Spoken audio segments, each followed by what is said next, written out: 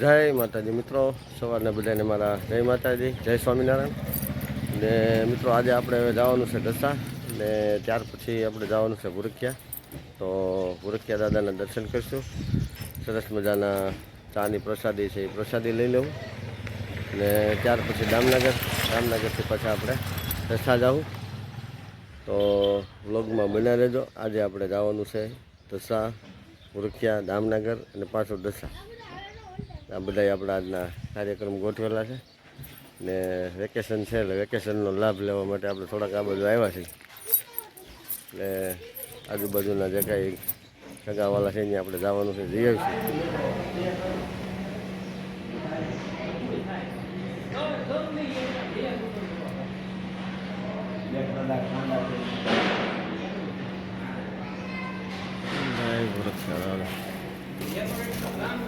મિત્રો આપણે આવી ગયા છીએ ભૂરખિયા દાદાના મંદિરે ને અહીંયા શ્રી રામ લક્ષ્મણ જાનકીની પ્રતિમા છે. એના દર્શન કર્યા, ભૂરખિયા દાદાના દર્શન કર્યા.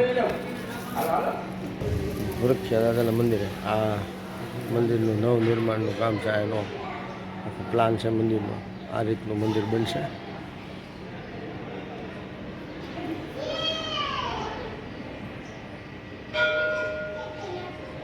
જય ભૂરખિયા દાદા.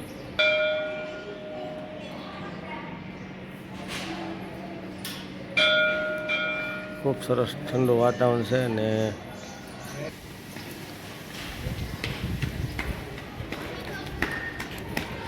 જો મિત્રો અહીંયા ગરમી ભક્તોને ન લાગે એ માટેના સરસ મજાના ફ્લાવર ગોઠવા છે ને ખૂબ મજા જ આવે, આનંદ જ આવે. ને હવે અત્યારે આપણે જઈએ છીએ ચાની પ્રસાદી લેવા.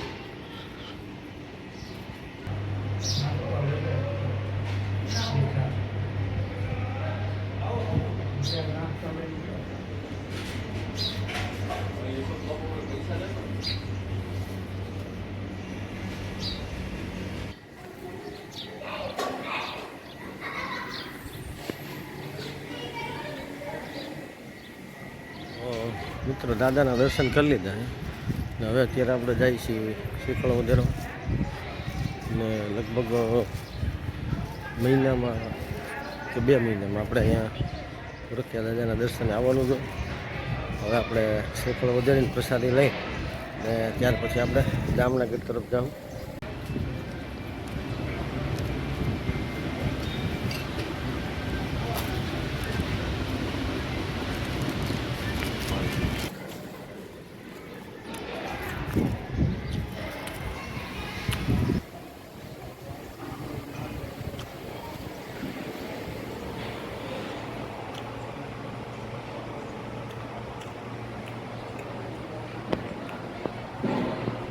ઓમ શ્રી ગંગેશ્વરાય નમઃ.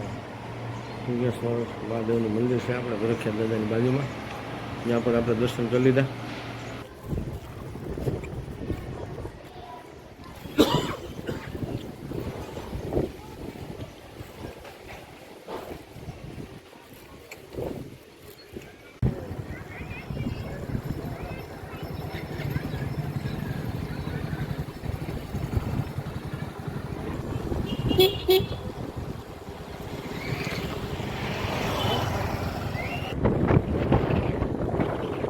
મિત્રો હતું જામનગર. આપણે ભૂરખિયાથી નીકળ્યા હતા ને જામનગર